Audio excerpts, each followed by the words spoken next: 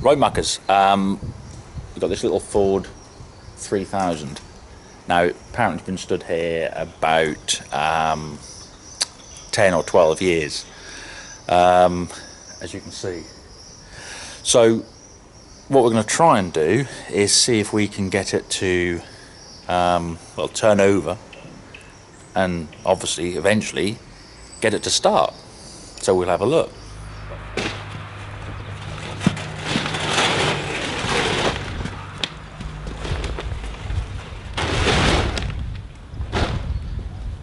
Right, well, let's have a little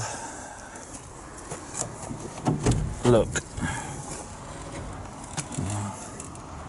The old door handles are still in place and they're not all been welded up like normal as well, so that's a good little sign. What we got there? And the ignition switch is down here. Doesn't look very promising. What's the seat like? Oh yeah, that's actually not too bad. Apart from that, an original seat, that's extremely good. I don't know how many hours it's done. I don't know. You can see here. What's that say there? 4,404 hours. That's not bad. It's not a lot. Not for a tractor of this age.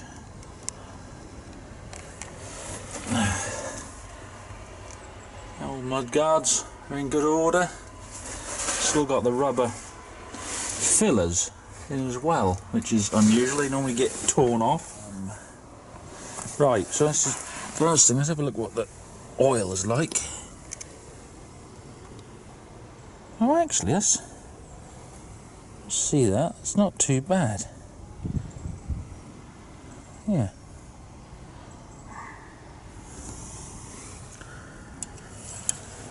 Doesn't appear to be any water in there anyway. That's always a good sign. There's no water.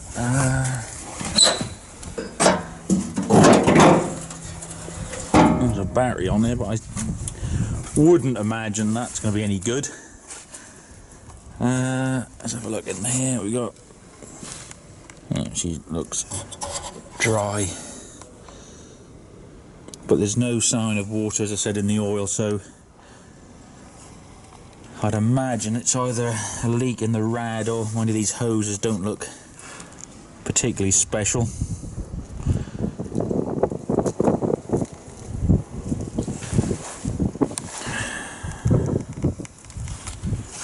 Fuel filter, I don't know, that's been changed for a while. I'm going to see if she turns over by hand, if I can get a spanner down on the end of the pulley there. It is free. That's a good start anyway. It is turning over, so it's not, you know, frozen, not seized solid. Yeah. Right, let's have a look now at. We'll see if there's anything in the fuel tank first, or what's in there, and see what it's like in there. And it doesn't appear to be a lot in there. We'll have a proper look. Right, we'll have a look in the tank using this, and I'll stick a coat over the top so we don't get the glare off the light above. That looks all right there. Ah, yeah, that looks a bit sludgy. That there is the fuel sender for the, you know, for the gauge, how much fuel's in there, which obviously is nothing. What we can do is we can put some fuel in there and swill that out, swill it round a bit, and then pump it out. So at least we've got a clean tank to start with. Basically what I got here is a mix of diesel and avgas, which is what we run the Mustangs and the other aircraft on. It just, as I say, it'll swill around and then we can pump it out. that's the plan.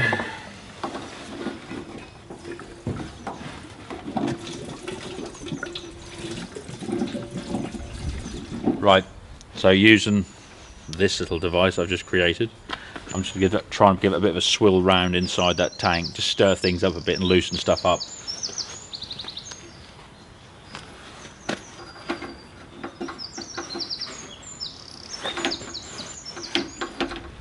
Right, now what I'm going to do is using this sort of vacuum pump bottle system, we'll clear this out, what we put in there, this, all the swillings. See all that crud coming out of there now. There we go, all the crud in there, you can actually see that. So we can put some fresh fuel in there now.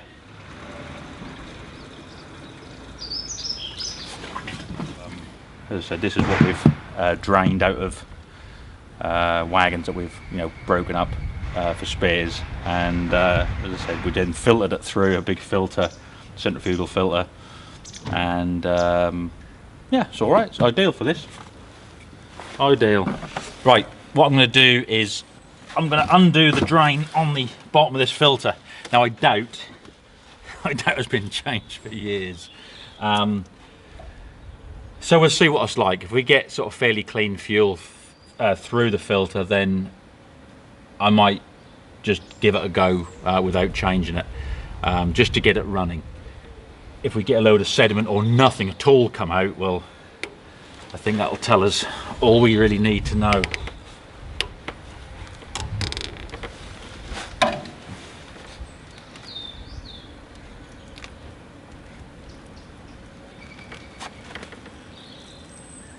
Doesn't seem too bad actually. Surprisingly enough, there's fairly clean fuel coming through. So I might, for the purposes of just trying to get this running, I've got another filter in the truck, brand new one, but I might just see what happens. So if we can get some fuel up into the pump here. I mean, who knows, it's worth a try, isn't it? Take this battery off.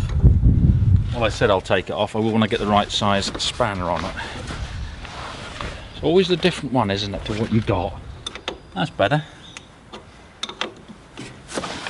Right. Let's get this out of the way. Oh. Now the rad looks okay, but as I said, there's no water in there. But there's no water in the oil, no signs of that, so we can assume at this point that it's either leaked out through a crack in the rad somewhere, or one of these hoses has perished, which is quite likely, or somebody's even drained it down, but I don't know if most people are that conscientious about it. So the plan is, as I said, what I try and do is I've got to get this tin work off if I can, just to make things easier. Now I want to remove the rocker cover. We'll have a look in there, because I said it's been stood 12 years, and I want to make sure that it isn't all sort of gone dry or rusted in there.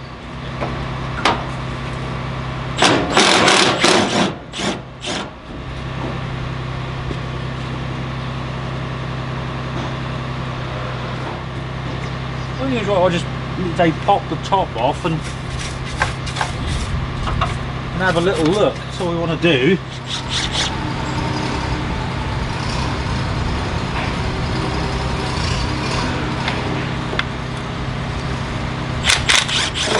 Thing is, it's so tempting when you're doing something like this just to stick a chain on it and drag it up the field and try and fire it up, but when something's been, if it has been stood a few months, or you knew the history of it, you'd probably give that a go, but I don't. This is completely unknown. All I know, as I said, I was told that was stood here 10 years, then I've been told somebody worked out when the old guy actually put it in, he said no, it's at least 12. bloody wires and bits and bobs. That's away. Right. Gaskets in place. Obviously your valves there, your rocker there, push rods there. Let's see. Everything looks. Ones that compression down. There's a bit of oil up there, you know, but what we'll do is we'll just put a bit of oil on these surfaces anyway.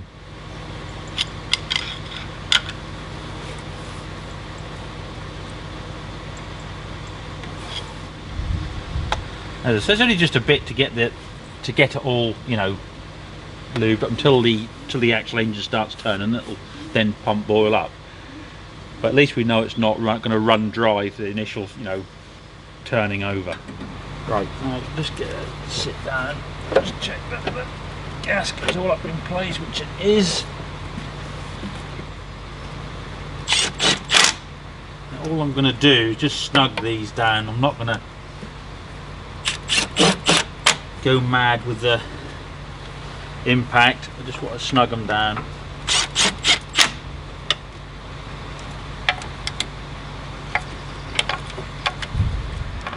Now the other thing I just want to do before I try and get it, see if you'll turn over, is I want to just check the air cleaner. They're an oil bath type on these. So the oil catches the dust and debris. But I don't know. I mean, it has got the little old mushroom on top, which is a good sign. But I don't know if it's got any water in there in some way. So we'll just have a look at that first. Best just to do that for the sake of 2 minutes. Wonderful little artisan grill.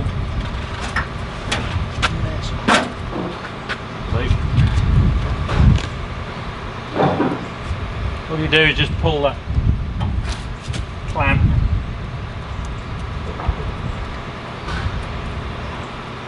Just be a bit careful that you don't drop it and get the oil everywhere. That's just a mess then. The oil itself is actually very clean.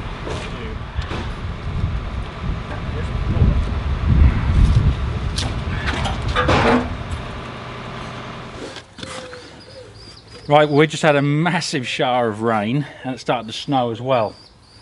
But anyway, so just to recap, so we've got power because the light is on the dash, so that's one good thing. As we said, the ignition switch is bollocks because somebody's snapped the key off in it and that's all hanging at the bottom of the dash, but we can address that later. Coolant, there's nothing showing. I suspect there is some in there because you can hear it in the hoses when you squeeze them. But what we're doing today, we're not going to be, you know, if it does fire, we're not going to be running it for any length of time. I don't want to just put straight water in and have to drain it out, nor do I want to put proper mixed coolant in and let it drain out because it's just going to waste it. So then we got fuel, clean fuel to the filter, and there was no sludge or sediment coming out of the filter, so we should have clean fuel. The air cleaner, looked at the oil bath. Again, the oil bath looks good. A couple of little bits of debris in there, I think the old thistle seeds, stuff like that, cleared them out. So we've got clean air, and the oil, we know the oil looks good as well. What I've done is I've rigged up a remote starter switch so I can work it from this end here. I've got the stop out at the moment, stop cable's pulled out, because I don't want it, if it did want to catch, I don't want it to fire up straight away, because it's been stood for so long, and although we oiled the top end, I just want to let it turn over a bit and try and get the oil pump and all that primed and start getting oil moving about, because I said it stood here for, you know, sort of 12 odd years, if not more. So I don't want that just suddenly, you know, everything just fire up and it to be running dry. So I just want to turn it over first and see if it'll go like that, and if it does turn over okay, we'll push the stop in and have a go. Right, fingers crossed. Here we go.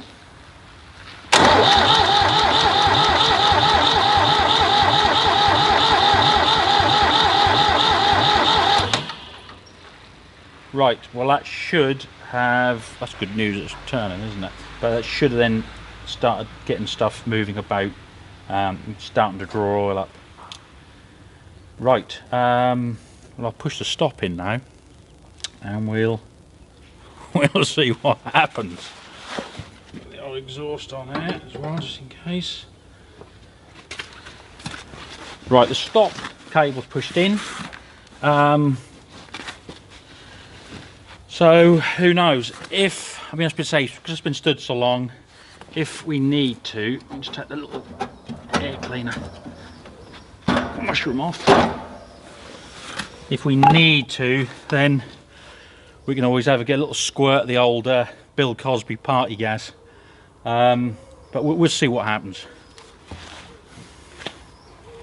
Right, here we go.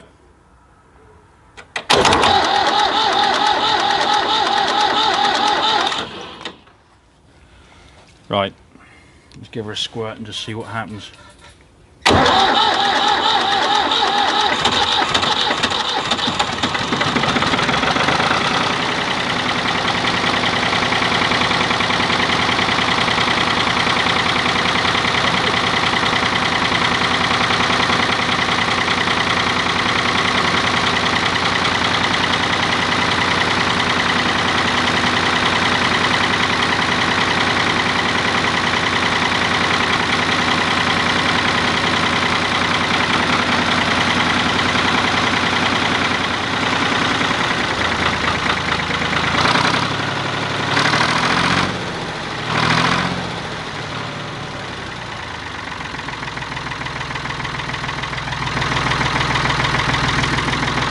Right, I don't want to run it for too long, like I said. I suspect she's running on 2 when you're increasing the revs. Well, there you go. Little bit of prep, and you know, after 12 years, she's running. I've also went and got a ignition, new one, so we can put it on there. So then, in the future, we can start it from the cab. We should be able to. The next thing is to see if it actually moves.